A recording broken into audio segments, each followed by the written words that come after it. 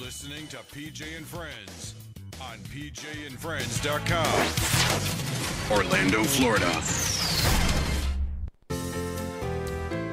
PJ and Friends is proud to present another edition of their Spotlight interview series. And now, welcome your host, PJ. All right, ladies and gentlemen, I want to thank you again for joining us for another edition of our Spotlight interview series. Today, we have the awesome Mr. David Russell, known for SAC Comedy Lab, but also now an author. Welcome, David, to the show. Well, thank you very much. I'm glad to be here. I'm glad you're here as well. So people get to know a little bit about you. I became knowledgeable of you through SAC Comedy Lab. Where were you born and raised? Oh, boy. I was born in Green Bay, Wisconsin. I don't remember a thing about it because I was only there for a short time. And I was raised in the Twin Cities of Minneapolis and St. Paul in Minnesota. That's where I did most of my growing up. So again, my knowledge of you has come from the theater and SAC Comedy Lab and Disney and all those wonderful things. What got you interested in that? What sparked your interest in that area? Well, I got interested in theater and performing at a pretty early age. Probably I could tell, even when I was in the 6th grade doing those little assemblies. I remember doing an assembly with all the students, and this is going to date me, but way back when they had that little Coke song, I'd like to teach the world to sing. And I remember we did that as part of our assembly, and all the little kids held up a Coke bottle at the end. And I thought that was the bomb. So, I've been performing that Coke song throughout my life at concerts everywhere throughout the country. But that was when I was in 6th grade, and then I had the bug to perform. I was a little bit of a class clown because I was a tiny little kid, and in order not to get beat up, you make people laugh. Right. So I liked performing, I liked joking, I liked clowning around, and then in high school, of course, getting involved in plays and theatrical productions. That goes into college, theater major, getting involved in more productions there, and then while I was in Minnesota and I think I was introduced to it in high school or in college. There's a thing called a Renaissance Festival, and these are like outdoor themes and fairs that run periodically or seasonally at various locations. They'll run on weekends for 8 weeks, and one was the Minnesota State Fair, one of the bigger state fairs in the country. And I remember going to that fair there and seeing a group called SAC Theater performing an audience participation street theater show, a version of Romeo and Juliet. I got the bug even to do some of that. I actually performed a group. I made a show with a friend of mine, Garrett Rorman, who I went to college with, a stunt fighting show called Pain and Agony, because we also were fans of a very popular group at the festivals called Puke and Snot, who did comedic sword fighting. So we did comedic fisticuffs and fighting and all kind of stuff that we did. So that was our show. So we were very familiar with SAC from those days and working on the Renaissance Festival circuit. And that's how I got introduced to SAC as well. Well, very cool. And now you own the place. Now I own the place. It's much better than the Hair Club for Men. Well, that guy. You don't see that guy anymore, do you? No, you don't. You don't. I think he's chasing that wig down the street there. Well, so it'd be the same for me. As you get older. People like those young whippersnapper improvisers. So I'll always improvise, but you know how it can be. What are the through SAC Comedy Lab, you guys have a lot of workshops. You do things where you help actors and performers. They want to continue their education. They want to learn the new whats and new hows and the new to dos and all the skill sets associated with that. One of the classes that you taught a couple of years ago, and I think it's changed, morphed a little bit over the years. I think you have a workshop too, like a team building kind of thing. But your quantum workshop, and I think this segues into your book a little bit. How did that come about? What was your thought process behind that? What was that aiming at as far as the skill set?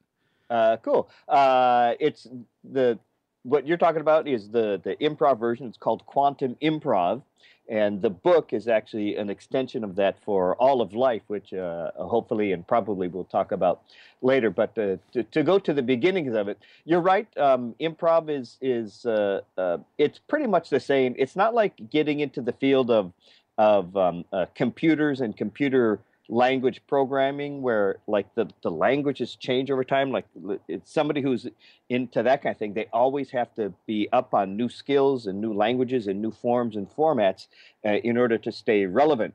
Well, it's sort of similar in improv, except that the basis is always the same in improv. And it's kind of simple what it is, but there are a lot of new things develop, and I guess you could call them techniques or specific skill sets or different people, individuals involved in improv kind of get fixated on sometimes or just have a knack for teaching this or that technique or style in improv.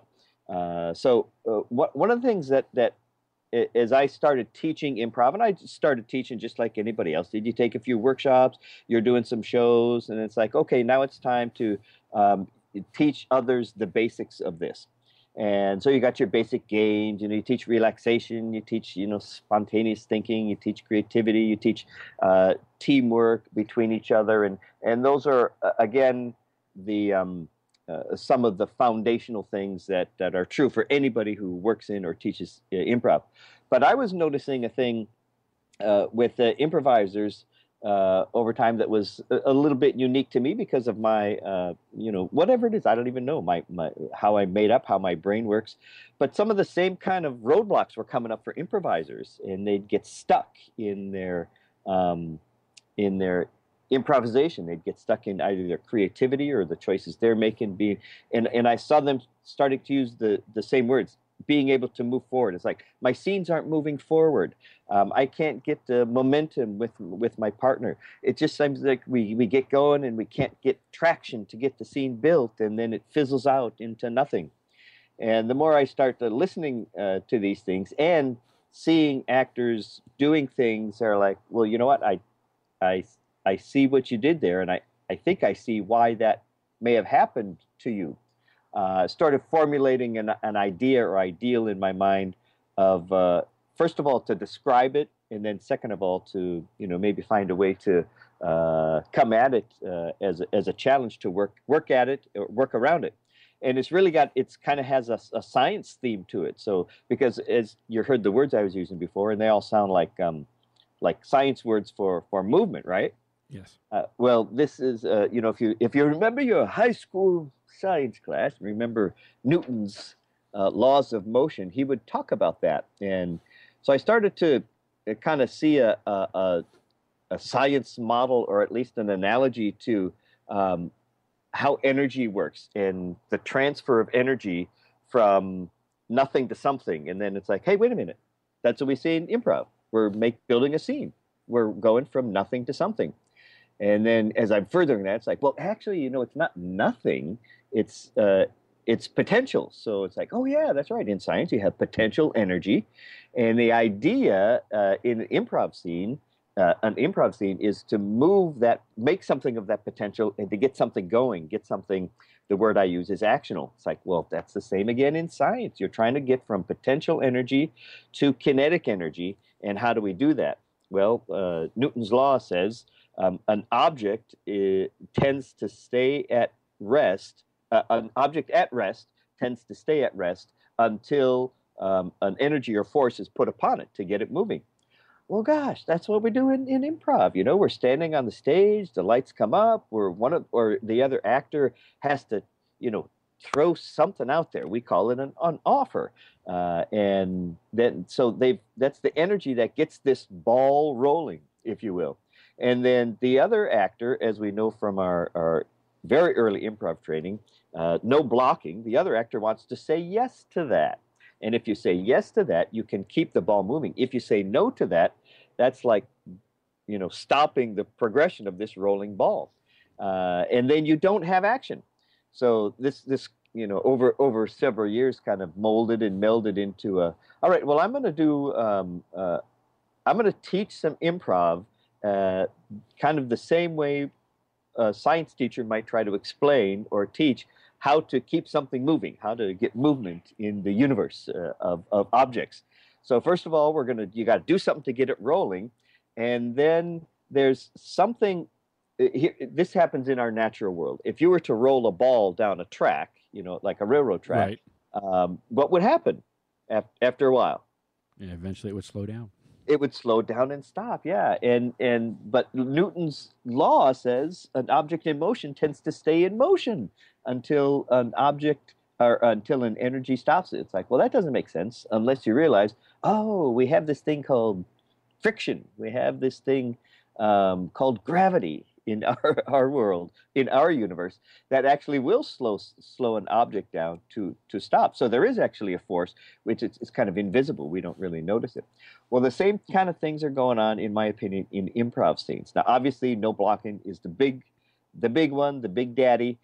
You can tell that it's not moving forward if someone comes and says, Dr. PJ, welcome to the ER. And you say, I'm not a doctor. Right. Or you say, this isn't the ER. It's a complete block. It's like, oh, what do we have to do? We're back to nothing but potential energy, and we have to start over again. Eventually, we can maybe do that, but if you're in a scene and working with partners, it becomes harder and harder if those pushbacks continue to be there. I call them inhibitors. They're inhibiting forward movement.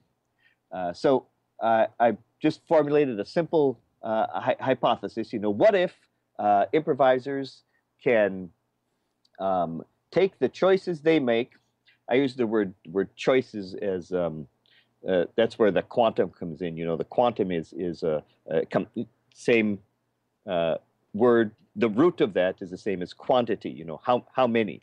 So quantum or quanta is the plural of that. What are the smallest particles or pieces of light? Like in light, it's a photon is the smallest piece we know.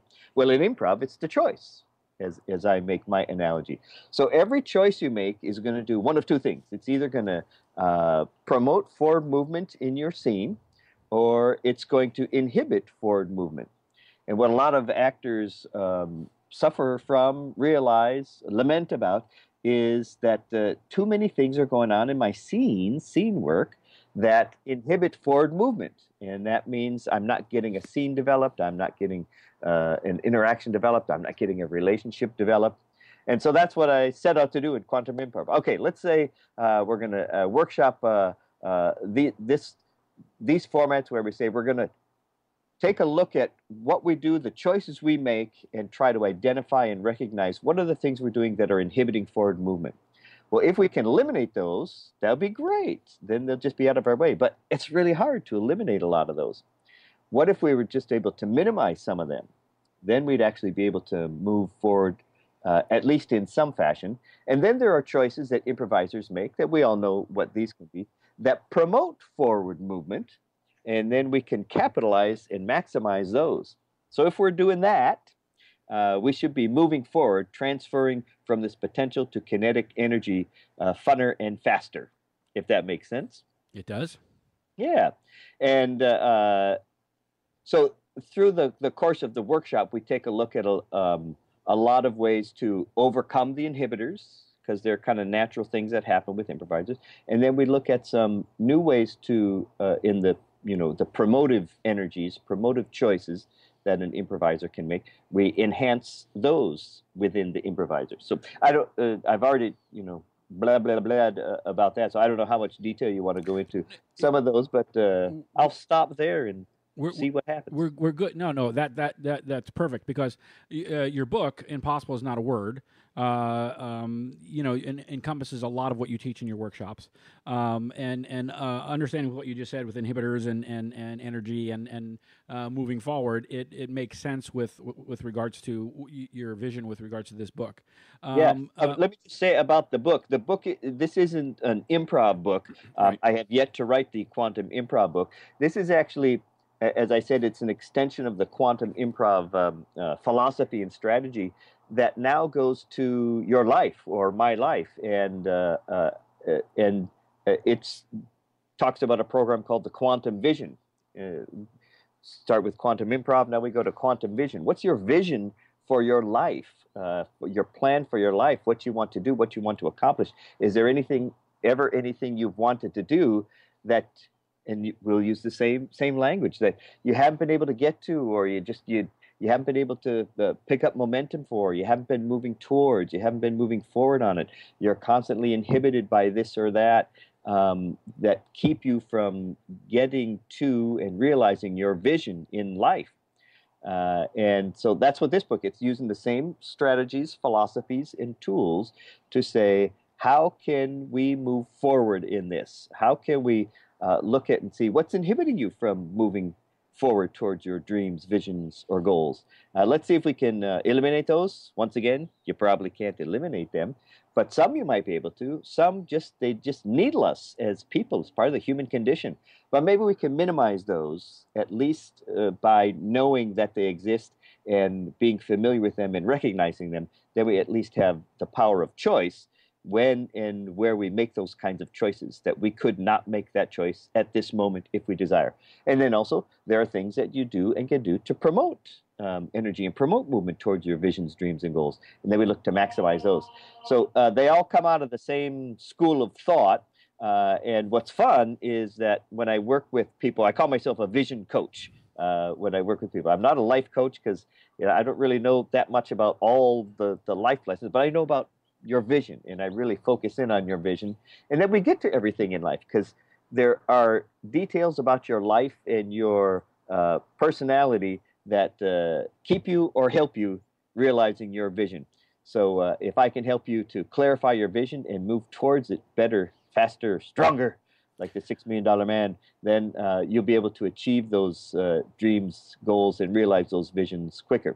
With the people you've worked with this on, and the kinds of some of the you've had some, again, workshops in this aspect of you. It was a little different than it was different than the improv workshop. You had people come in and what kinds of things are you seeing? What common are there? What kind of challenges do you help people overcome? How does that work? Well, the main thing is that the purpose. It's a 4-hour workshop that I have right now. And the idea of the workshop is I want everybody to leave this workshop with at least two things. Number one is to leave with a vision that's clear to them. So through the exercises and in what we talk about and work on and do in the workshop, they'll be able to clarify their vision. Even if it's like, I don't have a vision, we find something that they're going to like and do and want to do. And it usually the question I ask, is there something you've ever wanted to do in your life that you just haven't been able to do yet? Well, let's talk about getting you there. And then the second part is, by the end of the workshop, I'm going to have them leaving that day with something, at least one thing that they can do today, immediately, without delay, that is moving them forward towards their goal, vision, or dream. All right. I have some questions and things I want to talk to you about. We're going to go to a quick commercial break, and then we will continue our talk in 1 second.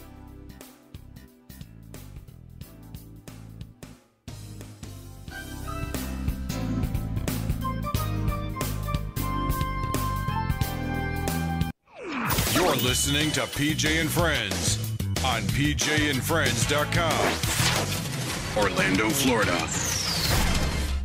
Have you ever wanted to ride in a hot air balloon? Well, you can with Orlando Balloon Rides. It's an adventure of a lifetime. Take a ride in a hot air balloon. You will fly with the winds on a truly amazing journey. Explore Florida from the orange groves to the theme parks and more. See it all from a whole new vantage point. Experience total excitement from start to finish. You will ascend above the treetops to several thousand feet. This is an experience of a lifetime. Visit OrlandoBalloonRides.com for more information. That's OrlandoBalloonRides.com. Zoom Air Adventure Park Orlando, ziplining at its best. A Zoom Air Adventure is a great outing for families, friends, or coworkers. This entertaining self-propelled attraction gives both nature lovers and challenge seekers the opportunity to enjoy the thrill of adventure. Feel your adrenaline pump as you conquer abundant treetop challenges, including exhilarating rides on our zipline. Visit zoomair.us for more information. That's zoomair.us. Nalor Brazilian Steakhouse, Winter Park. Nolore is an upscale casual Brazilian restaurant serving all-you-can-eat grilled meats carved tableside. Nolore serves more than 15 different cuts of beef, lamb, chicken, and pork using a traditional open-flame Churrasco barbecue. This provides the same tender and flavorful meats that have remained popular in Latin America for centuries. Nolore also boasts a gourmet salad bar with over 45 delectable choices ranging from smoked salmon to fresh asparagus, a variety of fine cheeses, prosciutto, mouth-watering hot dishes, and assorted seafood items. To complement the meal, every table is offered our house specialty, oven-warmed cheese bread. For reservations, call 407-645-1112. That's 407-645-1112. Or visit nolore.com. Excuse me, is that your Diet Pepsi? Sofia Vergara. Hi, yeah, this is my Diet Pepsi. I love Diet Pepsi. Do you love every sip? Nothing is better than drinking a refreshing Diet Pepsi and just reveling in its crisp, delicious taste. Well, you know what they say. If you love something, let it go. And if it comes back, it was meant to be. So I should set this Diet Pepsi free and wait for it to come back. Then it'll be more delicious than ever. Would you hold my Diet Pepsi for me? I'd love to. Thank you. What happens now?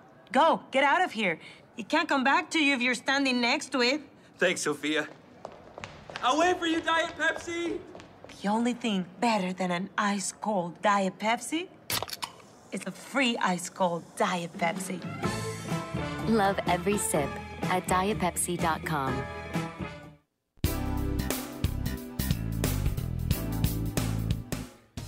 PJ and Friends has several ways to promote your product, service, club, group, or business. You can sponsor a segment or a whole show. Advertising packages are affordable. We can even barter and exchange for goods and services. We can get you heard. We have live reach, which this is. See? Live, hello. 30 and 60-second commercials. We can do shows live on location. Didn't know we could do that. Of course, if you're out of the area, you have to help us travel. Visit pjandfriends.com. Click on sponsors for a complete list of our packages. Or call us at 407-706-9497. 407-706-9497, or email us at sales@pjandfriends.com. Hey, and take a minute to stop by pjandfriends.com. Check out the website, check out our marketing material, check out previous shows. Also, take a moment and click on our link to Facebook, and we hope that you'll like us, because we really, really, really want to be liked. And now, let's go back to our guest. Mr. Russell. I am back. Can you hear me? Yeah, I do. I appreciate your patience with that. We have people we got to pay. Yes, I'm hungry for beef, lamb, chicken, and fish now. Right? I'm going to tell you, they gave me a whole bunch of gift cards, but I have not gone yet. Well, here's the thing.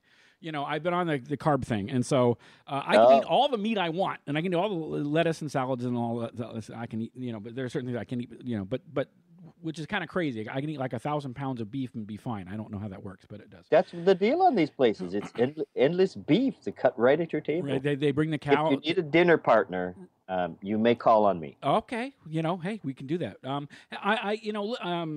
It's no secret to the people that know me that I have challenges every once in a while, and I've been in different forms of therapy, and I want to bring something to you. Okay. There's a book by Marshall Linehan. It's called it's a therapy, more or less, dialectical behavioral therapy. It's where one thing is true, another thing is the opposite is as well. And one of the challenges were people with what I have is what's called borderline personality disorder, which means all sorts of issues and challenges and so forth. And things become insurmountable. There are times where things are a situation or life event, it can be more powerful for you to overcome. There are times where and it's almost another analogy is almost like customer service. There are times where the vision of a customer isn't the same as yours, and you either A, need to try to convince them to come around to your side, or B, show them another path, or C, they just aren't the right customer for you. With what you're teaching, with what you're showing, and I looked up quantum, and I love the fact that you basically already explained this. The smallest amount of quantum is the smallest amount of many forms of energy, or the smallest amount of energy. How does what you do when you identify something? How does it help? Do you help identify those things that people are having a challenge with, and then do you help them identify paths around them or to work with them? How does that work? Wow, that's a breathload of question there, and you go right to the therapy stuff. My goodness! So, will it make me a better person? Yes. is always my answer to everything. So there are many questions in there. So I'm going to just kind of dabble around, and then That's you kind fine. of steer That's me fine. back That's because fine. I always get off on tangents. That's okay. But I think that the main thing is the quantum vision works for you wherever you are. There's a diet called the zone diet. Are you familiar with the zone diet? No, It's it sounds to me like I wouldn't like it. it's basic. I mean, it's a very simple diet. It's like 30% carbs. No. 30% protein, 30% fat, the good fat, and 40% carb at every meal. You should have that balance. And what they say is, if you're on this diet and you fall off, you're on the zone. Is being on the zone is only as far as your next meal. You could be on the zone again with your next meal if you maintain that balance. And so the same thing is true for the quantum vision. You can be back on track with your quantum vision with your very next choice, because that's my keyword. Your very next choice is going to inhibit you from moving towards your vision, goal, or dream, or it's going to promote movement for you towards that vision, goal, or dream. In the improv world, it's the same thing. You want your scene is only back on track with your next choice away. So the challenge for some can be the ability to make those choices, to have the power for those choices. Now, there are some things in life that are emotionally, we say they're emotionally insurmountable. They're physically insurmountable. But when we look at the world, we know that is not true, because I have not seen anything in the world that someone else who suffers from the same challenge, there's nothing that someone has not been able to overcome. Somebody has overcome everything that you'll ever experience, physically and emotionally. That doesn't mean that you will in terms of physical things. Not everybody does. I'm just saying it's possible. And so I live in a world of possibilities. In improv, we live in a world of yes. Sometimes we'll go out and teach corporate workshops and say, we live in a world of yes. And they're like, I'm a business guy. I don't know what that means. So I say, what if you just change the word yes with possibility? I live in a world of possibilities. So the only thing that is necessary to be able to move forward, and I'm going to use this term as an analogy, but also in reality, to keep us from dying, is to say, I live in a world of possibilities. If we reject that idea, then we kind of say, I'm dead emotionally. I have nothing. I have nothing to give, and we don't want people to be there. That's why we go to therapy. I've been in therapy myself, and it has helped me in many ways. But we go to see a light. We go to see that there is some possibility. The title of my book is Impossible is Not a Word. I don't say that you can't find that in the dictionary, but I do say that I do not want that word in my vocabulary because I want to replace it with at least one possibility. So there's always the opportunity and the possibility that whatever you're confronting can be overcome. Are some things large tasks, and we put them in the insurmountable range? That is true. But there's always something that can help you get out of it. Now, I come from a spiritual background, a Christian background and heavy spirituality. And so I know that my way out of anything that is insurmountable to me is through that relationship. Others, it could even be that's why we go to therapists and counselors, both professional and anybody who works with you in life and is your friend is a counselor to you. So these people are there to at least keep us from being totally engrossed or overcome by what I call the darkness. That there's light in there, there's light within. One of the most tragic things, this last year, with Robin Williams is like, oh my gosh, who would have thought? It just seemed like there was so much light in him, but something was shrouding that light, and there was darkness that overcame him and eventually overtook him. And I never want to see that with anybody in my sphere of influence. And I never want to be that person around those who are in my sphere, for me. I hope that I will always, be able to see and say, there's light there. Let's look at some possibilities. So the quantum vision is to say, I believe there are possibilities. I'm going to look and recognize the things and choices that I'm making that are inhibiting me from seeing those possibilities.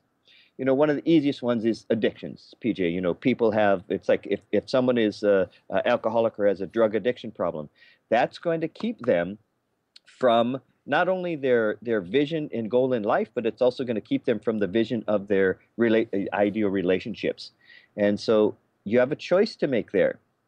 Maybe you can't overcome that choice and you can't overcome that addiction, but there are people who have overcome it, and they can be of help to you. There are programs that have worked through it and around it, and they can be available to you. So my job as coach is not to say you're an alcoholic to someone that I might work with, but just as a counselor or therapist might, is to look at the choices they're making and see. Eventually, I truly believe that someone would say, you know what, I have a problem with drugs. I have a problem with drinking. Those are the easy ones. You know what, I have a problem with procrastination. That's a big one for people not realizing their goals, visions, or dreams. I have a problem with that. I help them recognize that themselves and realize that themselves. And then we go about the business of, okay, how can we overcome that inhibitor? What choices could you make that would be different? And I help them through a series of techniques and skills to help them do that. In fact, one of the great things I love about my work is that my initial work in improvisation to help improvisers be more creative and more spontaneous are the same kind of mind exercises that I will use with an individual to help them overcome whatever difficulties they're experiencing. I'm looking at the excerpts from your book on Amazon. And it says positive attracts positive, and I believe that's true. And I'm just going to use Sac Comedy Lab as an example. Great. SAC went through a change a couple years ago, and steadily though since that change, it's been a positive thing. And things have gotten better. The business has gotten better. We've had some awesome workshops and awesome people come in, and people actually contact SAC to say, "Hey, I want to come and teach there. I want to work there." And as things have gotten by, I've seen the dynamic of the personnel that have been there. You've got Chris Dinger in my car, obviously, but then Lindsay came on, and she's just been a shining light. And then you've got people at the front of the house, and you've got a core group of people there that have just been. But the overall energy, for the most part, is it's a positive place. Sure, I'm sure everybody has a bad day, and I'm sure not everything goes where everybody wants. But for the most part. Even through their auditions, for example, every year they do something at, so they've been lucky enough to do something at the International Fringe Festival, and this year they're doing it again, and they open the auditions up to people. And so now people around me, like in the Lab Rats section, some of them are being part of these awesome productions. And so, and that's just filtering down. Even when we go on stage, in some instances it's humbling. I'm finding that the people that they're choosing, rather than being stuck up or rubbing in your face, they're just humble. They're friendly. They're supportive. They're the kind of people that. Anyway, what I'm saying is, you guys have where SAC stumbled for a little bit and was having some challenges, and the positives that Chris Dinger and Mike Carr brought on, and just along the way they've added all these different personalities that just enhanced it, but it attracted the positive, and it just seems to be working so well. Excuse me. I think you're absolutely right. This transition that you're talking about was I was involved in that. There was as you know, SAC has a 40-year history of many experiences like this, and I would liken it to some of the experience you might see at like Second City or Saturday Night Live. When you have this institution going on for so long, and there came a time where the vision of SAC was I was running SAC at that time. I'm still involved with SAC. I'm still, I was a founder of SAC. Continue to be the president of SAC, and SAC is a privately owned company, so I'm one of the major owners of the company. But I was also running it as managing and artistic director, and I was seeing that the vision that I had for SAC was not being realized. And so I did exactly what I encourage people to do when we came up with that challenge, and that is let's look at there's something inhibiting our forward movement. What is that? So I looked at that. We had a lot of people who had a lot of ideas and were eager to do this and that. There was a sense of we want to move forward faster and different than some of the thoughts that I was having for the vision of SAC. So I did something that is pretty wacky in the business world. I decided to give it up and give it to them. The analogy I used with them was I was like the dad. As I told you before, it's like when you get older, it's like you're not the young maverick. Right. So and these guys who you're speaking of, these are the young mavericks. These are Tom Cruise in Top Gun, and I'm the old fuddy-duddy drill instructor, or whatever you want to make a metaphor there. So I decided to give them the car. And it's like, you can do whatever you want, you crazy kids, with the car. You just can't crash it. I won't let you crash it because, and you can't wreck the garage or close the garage down. Right. Sac Lab.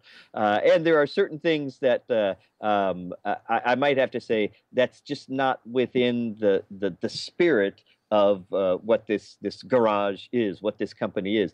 But other than that, it's like, you know what? You guys have at it and go for it. And that was the best decision I ever made. And in fact, when you talk about, realizing visions, having made that move and made that choice for me actually led to the realization of my vision for SAC. There were inhibitors, and I wasn't being able to cross that threshold of getting that realized because of the inhibitors. And it turns out that one of the inhibitors was me. And a year or so before, we had SAC had been at the Orange location. Was it a year, or was it that year they had moved? It was the year before they moved, right? No, it was that was in December. The third year of the move. Okay, yeah. Okay, but that December, when we had first moved in there and things were still being built out, and I think we had the holiday party there, and you actually got up there and you made your vision. This is what I want, and you actually said, I don't know how we're going to get there, but this is what we need. This is where we need to be, and and I know for a while there was a struggle and all that, but it was really kind of cool in a sense that. It would talk about faith as well. Seeing the forest for the trees, for example, when you said one of the inhibitors was you got to where you needed to be. It took you a while to realize, hey, I'm tripping over my own 2 feet here. But you did a focus group. You did some cool things. It was a scary thing for everybody. I'm sure it was scary for you. But you made some serious choices. Now, I got to, you pour my car and Chris Dinger, my car had, there were some personalities and things that just wasn't working, and nothing against anybody. Changes need to be made. Not everything was working, and so some difficult choices had to be made, and these guys had to go in there and make some changes. But I was so happy because these are choices that ultimately you guys have done very well. I would be making too, but it's like, but there was a lot of tension with the young whippersnappers on some of these things. Like, this is so great. You guys are making these decisions now. It's like, you guys are writing. So, that's what I want to make sure is emphasize, that my vision is realized. What is going on at SAC right now is exactly my vision for it. What I realized, when I said, I was an inhibitor for that. I actually did an exercise that I do for people who are severely stuck on myself, and that is to let's look at your vision and the choices that I'm making, and let's make sure that they are aligned with your values, your core values, because a lot of times I find that if they're not aligned with your values, you're going to have problems. You're going to be stuck. So my Zen thing is cleaning my pool. This is my time where if you're familiar with Zen in the art of motorcycle maintenance, well, I favor Zen in the art of pool cleaning. And just for the record, for those of you up north in Chicago and all the places where you're snowed in, it's a lovely 80 degrees here in Florida, and we are no way rubbing in your face that David Russell has a pool. So yes, I don't swim in it. It's too cold to swim in it. But I still have to clean it, and that's where we go. Don't you have children for this? Eventually, yes. I'm trying to grow them up to do this. So anyway, I have this opportunity to think a lot while I'm, just getting leaves out of my pool. And it came to me, it's like, I should I'll check my values with my choices, with my vision. My vision for SAC, is it aligned with my values? What are my values? Well, I'm holding an extreme high value on, you talk about my kids. My kids are in like middle school age and range right now. And I really have a desire and a vision to be part of their life, to be around and present during that part of their schooling and life and growing in teenage years and high school and homework and bedtimes and all that stuff. I didn't want to, I just want to be present for that. And then as I'm looking at the schedule for being artistic director of SAC, it's like, oh, wait a second. You know what? It's at the same times. It's nights and weekends, and it's dealing with a different set of kids and family, and it all have. I can't do both of these. Oh, no wonder. I have to be. I have to make a choice. At this point, I have to change my vision, or change my values. I don't think people can really change their values unless they realize my values are off. But generally, people tend to go with their heart and their core. So I made the choice. It's like, I can't be the artistic director and managing director anymore. I need to pass that along and work on then. So I started working on some of the other things that I work on that fit the schedule more. And then it worked for SAC as well. So it was a great exercise for me to learn from my own lessons, my own teachings, how to move forward after a big, challenging inhibitor. I think that's the thing, especially for myself. The old saying, "Pick your battles," kind of thing. I have a hard time of letting those kinds of things go, and the reason being is I fear that yes, I want to choose my battles, but this is important to me. But then I have to take stock of how important is it. In other words, how important. When I was in high school, they made me read the book Dale Carnegie's "How to Win Friends and Influence People." That boring book, Saving Face, and all that. And it wasn't until years later that some of it made sense. And I'm like, okay, so I've got to choose at this point. While yes, my morals and values might be all fine and dandy, but how valid is this? How important is this for me? And okay, is this ultimately going to get me to where I need to be, or what have you? And even though I consciously am aware of it, I'm really like, I'm not going to say anything. I'm not going to say anything. Or I'm not going to do anything. And then before I know it, I've opened my mouth and just or wrote something, or and the bad part about it is I communicate very poorly in the written word. And so if it's a chat or an email, I'm like, I should just never. That happens to us all with these social medias. You got to just find it. Those are inhibitors, and you got to find a way to minimize, if nothing else, minimize the impact. And for some people, it's like, wait, before you hit send, if anything. And that's 5 minutes. And that's what I try to do. A little off topic. You'll see people really these vicious fights back and forth on Facebook, and I'm like, this conversation should now be a phone call, or this should be it should be non-existent. It shouldn't be a conversation. I've got people that won't call. I don't understand. They won't email me. You've got their phone number. Yeah, but I texted them. Call them. Yeah, they will not call anymore. I've had friends in the same room. I'm calling people out. Lab rats. I've been at Lab Rats, and they're in the same room texting each other. Hello, people. Talk. Listen, we need to come up on one more commercial break, and then I got plenty of time. I don't know how much time you got, but this is cool stuff. Give me one moment, and we will be right back. Okay, PJ. Thanks.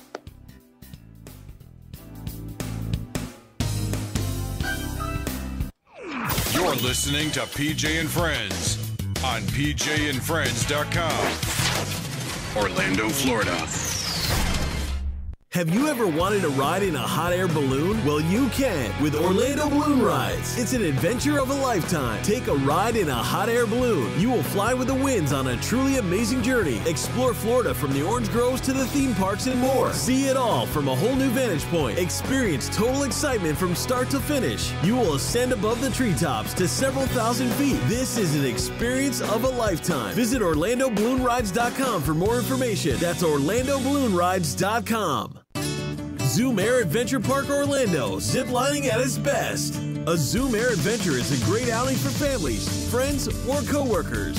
This entertaining self-propelled attraction gives both nature lovers and challenge seekers the opportunity to enjoy the thrill of adventure. Feel your adrenaline pump as you conquer abundant treetop challenges, including exhilarating rides on our zipline.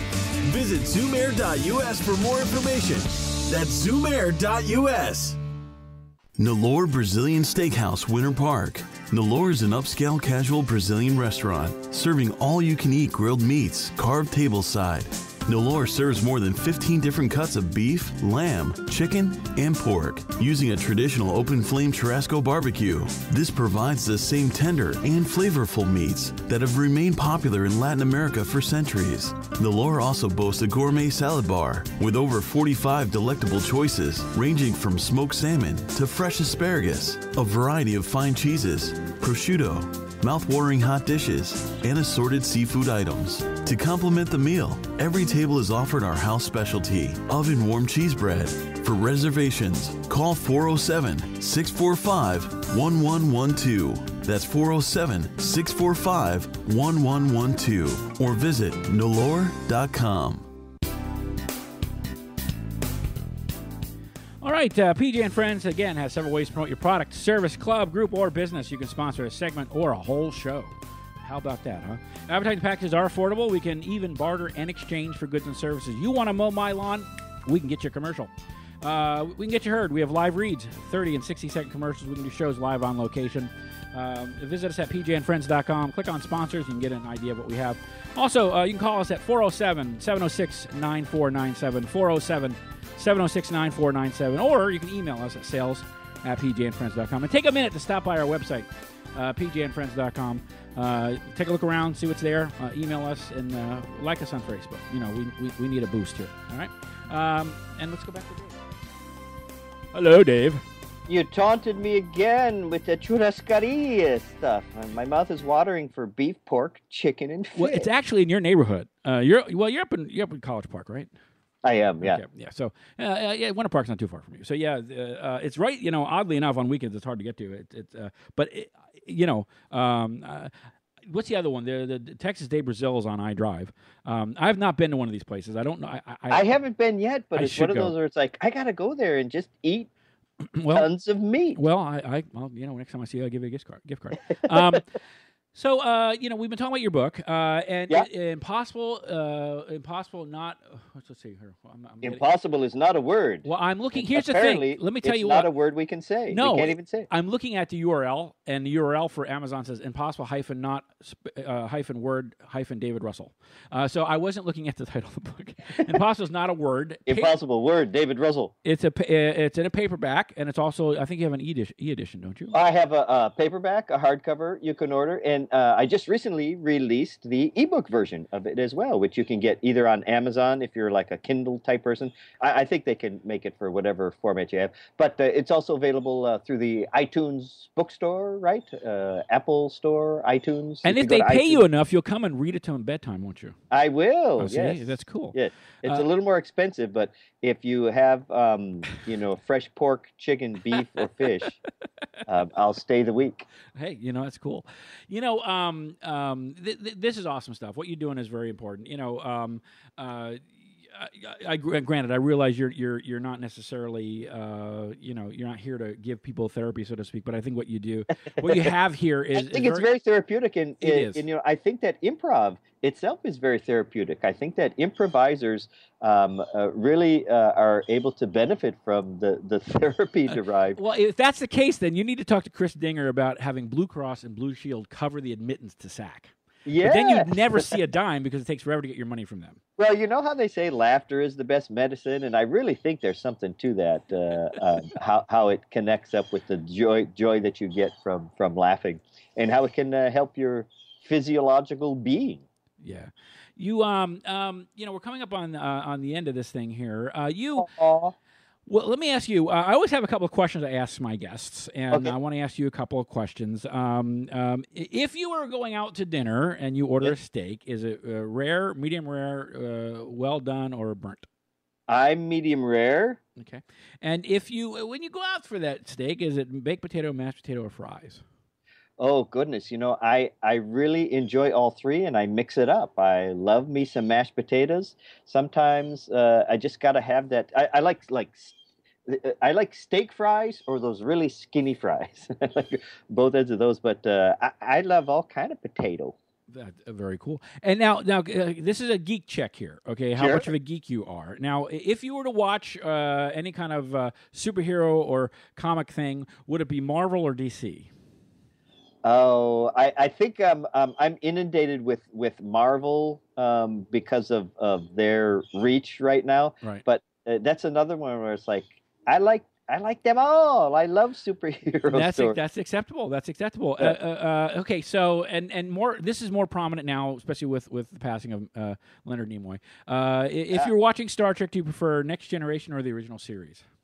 I come from the original series time, so I do really enjoy the Next Generation series. Lots of great fun characters there, but I love those original See, ones. here's the thing, though. I know Mike Carr, your current artistic director, is a big original series fan because he was on the show when I was actually on the radio over in Ormond Beach, and he and Matt went up head to head on a trivia thing, and he lost, but his thing was he's a original series as well. So clearly, if you want to be artistic director at SAC, you must like the original series.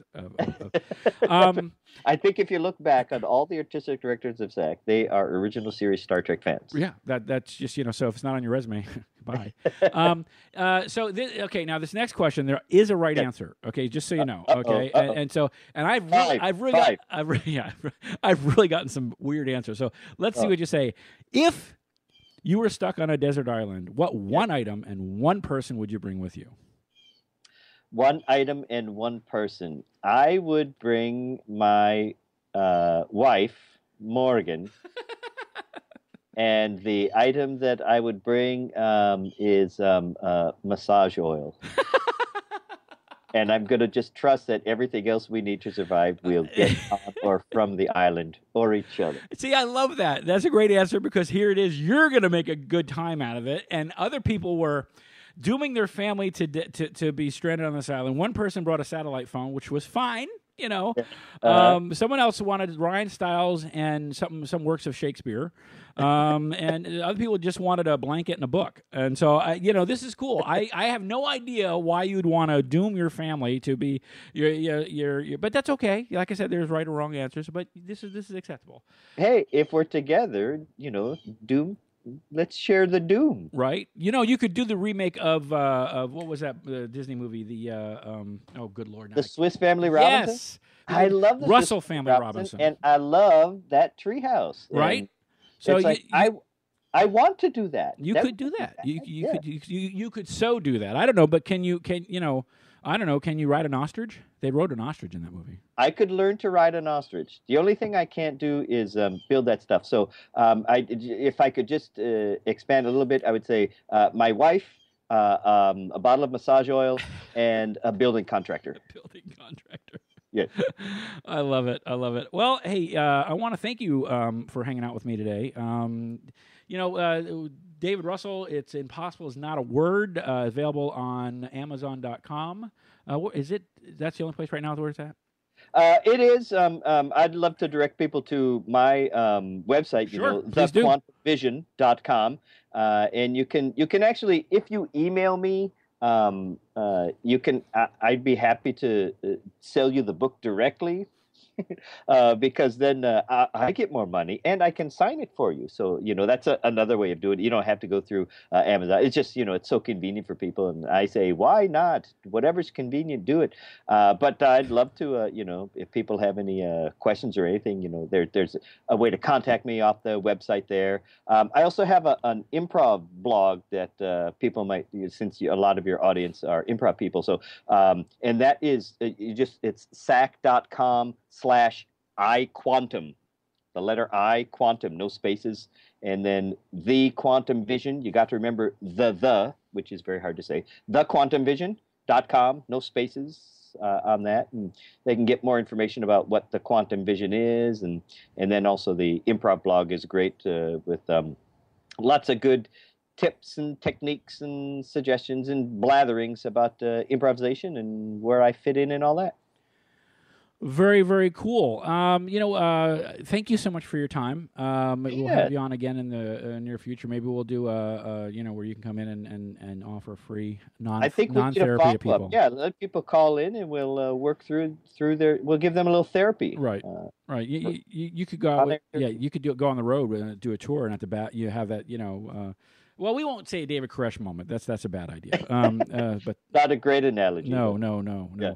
Just real quickly, because you touched on something that I want to make sure gets in people's head about, you say sometimes it can get super negative, and that's part of what I try to work against in my quantum vision work as well. Like, of the three foundations of the quantum vision, one is all things are possible. I talked about that. One is we live in a series of choices that we make, and they'll either inhibit forward movement or promote forward movement. And the other is that transferring energy from, just again, real simply, what I call negative to positive. It's like, if there are negative energies in my life, I want to minimize those as much as I can. And if I can eliminate some, that would be awesome. And then if there are positive energies, I do want to promote that in my life, because I feel like those are the kind of choices that are going to move me forward. And that's why I say, positive attracts positive. We just see that in our life. Somebody comes into a room and they're beaming and smiling, the room's going to light up. Somebody comes in the doldrums with a sourpuss and making remarks,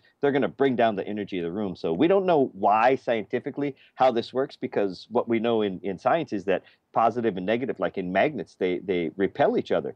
But somehow there is some form of energy transference that is not yet explained in the laboratory, but you just know it's true. When you come up on someone that is cool and positive, you're drawn to them. And SAC is that way. People are drawn to SAC for that very reason. There's just great energy going on in there. Very true. And all right, I want to thank you for your time today, and we will chat with you another time. Great. Thanks, BJ. I appreciate it. Good afternoon. Yep.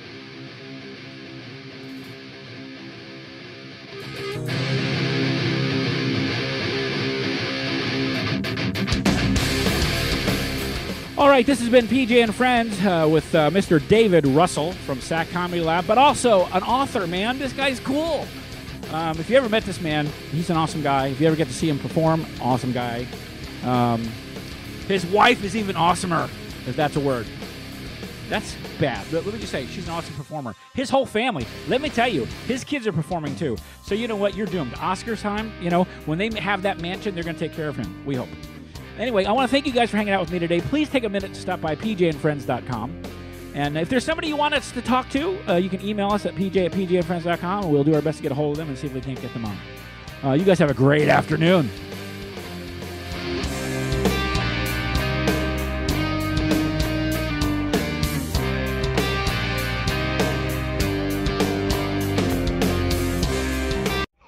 You're listening to PJ and Friends on PJ and